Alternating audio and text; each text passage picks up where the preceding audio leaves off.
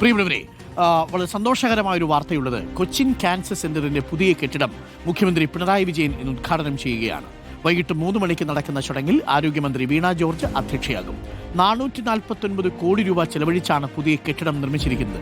സങ്കീർണമായ ശസ്ത്രക്രിയകൾക്കായി സജ്ജീകരിച്ച 12 ഓപ്പറേഷൻ തിയേറ്ററുകൾ അടക്കമാണ് പുതിയ കെട്ടിടത്തിലുള്ളത്. നമുക്കിപ്പം സജു ദേവസ്യയും മന്ത്രി പി രാജീവുമുണ്ട്. കളമശ്ശേരി MLA യും വ്യവസായ നിയമവകുപ്പ് മന്ത്രിയുമാണ് പി രാജീവ്.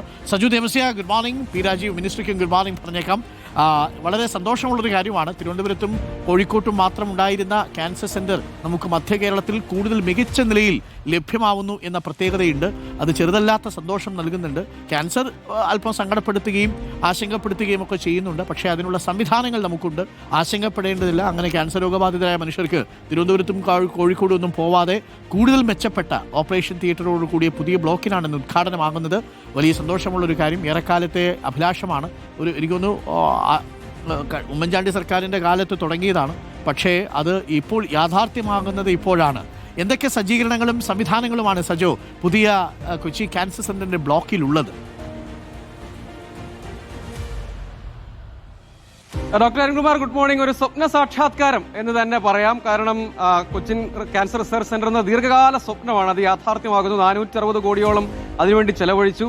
വലിയ കെട്ടിടം, അടിസ്ഥാന സൗകര്യങ്ങളൊക്കെയുണ്ട്. ഉറപ്പായും ക്യാൻസർ രോഗം എന്ന് നേരത്തെ തിരിച്ചറിയാൻ കഴിഞ്ഞാൽ അത് വളരെ വേഗത്തിൽ തന്നെ കണ്ടെത്തിയാൽ നമുക്ക് അതിൽ നിന്ന് മുക്തി നേടാൻ കഴിയുന്ന നിരവധി കേസുകളുണ്ട്. അപ്പോൾ മധ്യ കേരളത്തിന് കൂടി വലിയൊരു നേട്ടമാകുന്നുണ്ട്. നമ്മളോടൊപ്പം മന്ത്രി പി രാജീവ് കൂടിയുണ്ട്. അദ്ദേഹത്തോട് തന്നെ അതിന്റെ എല്ലാ വിശദാംശങ്ങളും ചോദിക്കുക. ഉറപ്പായും വലിയ സന്തോഷമാണ്. അത് നമ്മുടെ ആരോഗ്യരംഗത്തിന് വലിയ നേട്ടമാണ്. അതിൽ യാതൊരു തർക്കവുമില്ല. വലിയൊരു സ്വപ്ന സാക്ഷാത്കാരവുമാണ്.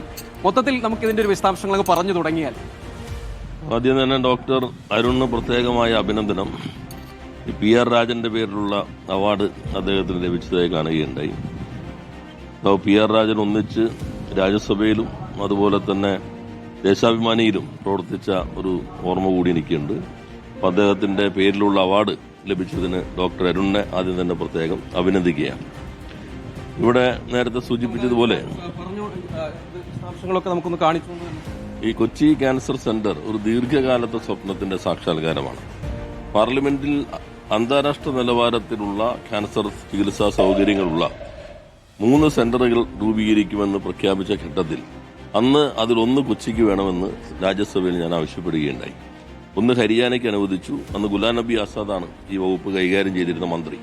അങ്ങനെ 45 കോടി രൂപ കൊച്ചിക്ക് വേണ്ടി അനുവദിക്കുമെന്ന് അദ്ദേഹം പ്രഖ്യാപിച്ചിരുന്നു. അത് സംബന്ധിച്ചുള്ള പ്രപ്പോസലുകളൊന്നും കേരളത്തിൽ നിന്നന്ന് വന്നിരുന്നില്ല.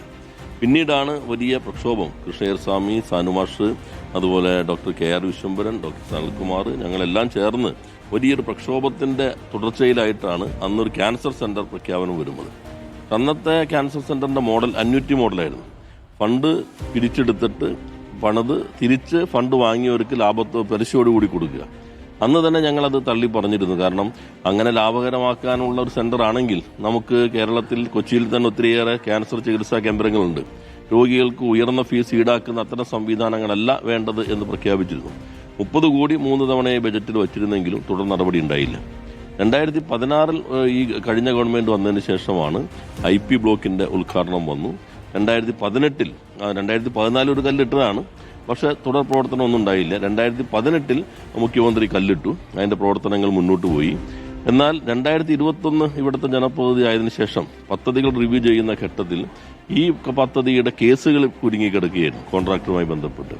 അങ്ങനെ അത് ആർബിട്രേഷന് വിടാൻ തീരുമാനിക്കുകയും ബാക്കി കാര്യങ്ങളിലേക്ക് പോകാൻ ഹൈക്കോടതിയോട് ആവശ്യപ്പെട്ടു. ആ കേസിൽ നമുക്ക് അനുകൂലമായിട്ടുള്ള വിധിയുണ്ടായി. തുടർന്ന് ടെൻഡർ നടപടികൾ പുനരാരംഭിച്ചു. പുതിയ കോൺട്രാക്ട് വന്നു. നമുക്കിപ്പോൾ സമയബന്ധിതമായി ഇത് പൂർത്തീകരിക്കുകയാണ്. 385 കോടി കിഫ്ബിയിൽ നിന്ന് നിർമ്മാണത്തിന് വേണ്ടി അനുവദിച്ചു. ഇതുകൂടാതെ എക്യുപ്മെന്റ്സ് കൂടി വരുമ്പോൾ 466 കോടിയാണ്. 12 കോടി ഇപ്പോൾ BPCLന്റെ പദ്ധതി കൂടി വരുന്നുണ്ട്. 466 കോടി രൂപയാണ് ഈ പദ്ധതിക്ക് വേണ്ടി ആകെ ചെലവഴിച്ചിട്ടുള്ളത്. ഒരു 110 ബെഡാണ് ആദ്യഘട്ടത്തിൽ സജ്ജമായിട്ടുള്ളത്. ഒരു മാസം നമുക്ക് ഇപ്പൊ അപ്പുറത്ത് എല്ലാ സൗകര്യങ്ങളുണ്ട്. അത് ഇങ്ങോട്ട് മാറ്റുന്നതിന് ഒരു മാസത്തോളം ട്രാൻസിഷൻ പീരീഡ് കൂടി വേണ്ടി വരും. അത് മെഡിക്കൽ കോളേജിൽ ക്യാമ്പസിലുള്ളത് ഘട്ടം ഘട്ടമായി ഇങ്ങോട്ട് മാറ്റണം. ഇവിടെ നമുക്ക് മധ്യ കേരളം എന്ന് പറയുമ്പോൾ ഇപ്പോൾ എറണാകുളം, തൃശ്ശൂർ, അതുപോലെ തന്നെ പാലക്കാട്, ആലപ്പുഴ, കോട്ടയം, ഇടുക്കി ഇത്രയും ജില്ലകൾക്ക് വേണ്ടിയിട്ടുള്ള പദ്ധതിയായിട്ടാണ് ഇത് കണ്ടിട്ടുള്ളത്. അവിടെ വരുന്ന രോഗികൾ അവർ ചിലപ്പോൾ പകല് കീമോ കഴിഞ്ഞ് രാത്രി താമസിക്കേണ്ടി വരും. അതുപോലെ കൂട്ടിരിപ്പുകാർക്ക് താമസ സൗകര്യം വേണം. അതാണ് BPCLുമായി സംസാരിച്ചു. അന്നത്തെ ചെയർമാൻ ശ്രീ കൃഷ്ണകുമാർ അദ്ദേഹം വിരമിച്ചു. അദ്ദേഹത്തിന്റെ കൂടി ഒരു പിൻഗണനയോട് കൂടിയാണ് നമുക്ക് ആ പദ്ധതിക്ക് അംഗീകാരം കിട്ടി. ഇപ്പൊ അതിന്റെയും കല്ലിടാൻ പോവുകയാണ്. അപ്പോൾ നല്ല ഏറ്റവും ആധുനിക സൗകര്യമുള്ള ഒരു ചികിത്സാ കേന്ദ്രം കൊച്ചിക്ക് സ്വന്തമായി, കളമശ്ശേരിക്ക് സ്വന്തമായി എന്നതിൽ എല്ലാവർക്കും അഭിമാനിക്കാം.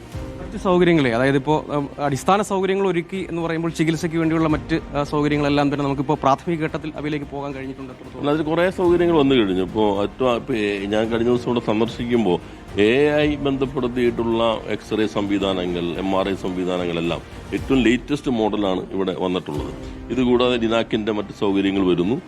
എല്ലാ തരത്തിലുള്ള സൗകര്യങ്ങളും ഇപ്പോൾ വന്നു കഴിഞ്ഞിട്ടുണ്ട്. കുറേ ഉപകരണങ്ങൾ കൂടി ഇനി അതിന്റെ തുടർച്ചയിൽ വരും. ഏറ്റവും അത്യാധുനികമായ ചികിത്സാ സൗകര്യം ഈ ഉദ്ഘാടനത്തിന് മുന്നോടിയായി കളമശ്ശേരി മേഖലയിലാകെ 2 ദിവസമായിട്ട് ക്യാൻസർ പരിശോധന മൊബൈൽ സംവിധാനം ഉണ്ടായിരുന്നു. എല്ലാ സ്ഥലങ്ങളിലേക്കും പോകുന്നു, ക്യാൻസർ പരിശോധിക്കുക, മുൻകൂട്ടി കണ്ടെത്താൻ ആവശ്യമായിട്ടുള്ള പരിശോധനകൾ നടത്തുന്നു. അപ്പോൾ അങ്ങനെ ജനകീയമായ സംവിധാനമായി. അതേപോലെ തന്നെ ഒരു ക്യാൻസർ ഡയറക്ടറി ഇവർ തയ്യാറാക്കിയിട്ടുണ്ട്, എറണാകുളം ജില്ലയിലെ മൊത്തം ക്യാൻസർ ഡയറക്ടറി. ഇത്തരം കാര്യങ്ങളെല്ലാം നമുക്ക് പരിശോധിച്ച് മുന്നോട്ട് പോകാനും കൃത്യസമയത്ത് ആധുനിക ചികിത്സ കൊടുക്കാനും കഴിയാവുന്ന രൂപത്തിലുള്ള ഒരു ക്രമീകരണമാണ് വന്നിട്ടുള്ളത്. ഓക്കെ, അപ്പം എന്തായാലും വളരെ നന്ദി മിനിസ്റ്റർ, ഇത്രയും കാര്യങ്ങൾ ബുള്ളറ്റിനുള്ളിൽ ഉൾപ്പെടുത്താം. 3 മണിക്കാണ് ഉദ്ഘാടന ചടങ്ങ്. അവാർഡിന്റെ വിശേഷം പങ്കുവച്ചതിനും അഭിനന്ദനത്തിനും നന്ദി കൂടി അറിയിക്കുന്നു മിനിസ്റ്ററെ. അതിൽ കൂടുതൽ നന്ദി കളമശ്ശേരി മാത്രമല്ലല്ലോ, കൊച്ചിയിലെ ഈ മധ്യ കേരളത്തിലെ ക്യാൻസർ രോഗികളെ സംബന്ധിച്ച് വലിയ ആശങ്കയായിരുന്നു. പ്രത്യേകിച്ച് തിരുവനന്തപുരത്തും കോഴിക്കോട്ടും ഒക്കെ പോകേണ്ടി വരുന്ന സാഹചര്യത്തിൽ നിന്ന് മാറുന്നു. മാത്രമല്ല അതിനൊരു അണിയറ പ്രവർത്തനവും വളരെ സജീവമാക്കിയിട്ടുണ്ട്. കൊച്ചി എറണാകുളം ജില്ലയിലെ ക്യാൻസർ ഡയറക്ടറി എന്ന് പറയുന്ന ചെറിയ കാര്യമല്ല, മറ്റ് ജില്ലകൾക്കും അത് മാതൃകയാക്കാവുന്ന കാര്യം കൂടിയാണ്. Thank you minister, thank you Sajo. പ്രിയപ്പെട്ട പ്രേക്ഷകരെ, ഇന്ന് 3 മണിക്കാണ് മുഖ്യമന്ത്രി ഉദ്ഘാടനം ചെയ്യുന്നത്. പ്രതിപക്ഷ നേതാവും ചടങ്ങിൽ പങ്കെടുക്കുന്നുണ്ട്. ആരോഗ്യവകുപ്പ് മന്ത്രി വീണ ജോർജും മിനിസ്റ്റർ P. രാജീവും മുഖ്യമന്ത്രിക്കൊപ്പം ഉണ്ടാവും. തീർച്ചയായിട്ടും ആ പദ്ധതി വളരെ ഗുണകരമായൊരു പദ്ധതിയായിട്ട് മാറട്ടെ. ക്യാൻസർ രോഗം വരുന്നതിനെ നമുക്ക് ആശങ്കയോടുകൂടി കാണേണ്ടതുണ്ട്. പക്ഷേ വന്നു കഴിഞ്ഞാൽ ചികിത്സിക്കാൻ നമുക്ക് സംവിധാനമില്ല എന്ന ആശങ്ക നമുക്ക് മാറേണ്ടതുമുണ്ട്. അപ്പോൾ മെച്ചപ്പെട്ട സംവിധാനങ്ങളുണ്ട്. ഞാൻ മനസ്സിലാക്കുന്ന 22,000 ചതുരശ്ര അടിയിലാണ് ഈ രണ്ടാമത്തെ ബ്ലോക്ക് വരാൻ പോകുന്നത്. 12ഓളം ഓപ്പറേഷൻ തിയേറ്ററുകളുണ്ട്. 460 കോടി രൂപയോളം ചെലവഴിച്ചിട്ടാണ് ഈ പുതിയ ബ്ലോക്ക് വരാൻ പോകുന്നത്. 370 രോഗികളെ ഒരേ സമയം തന്നെ ചികിത്സിക്കാനുള്ള സംവിധാനം ഉണ്ടാകുന്നു എന്നുള്ളതാണ്.